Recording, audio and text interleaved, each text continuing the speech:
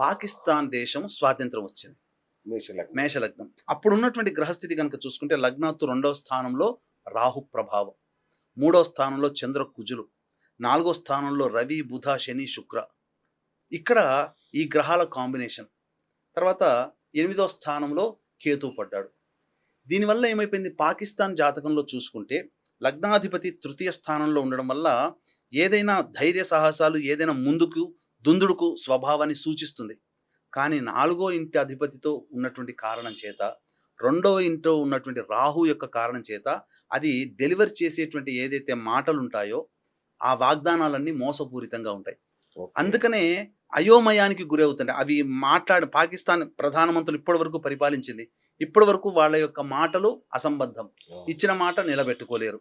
ఇక్కడ కుజుడు తృతీయ స్థానంలో లగ్నాధిపతి ఉండడం వల్ల ఎప్పుడు కయ్యానికి కాలు దువ్వే స్వభావమే పాకిస్తాన్ది.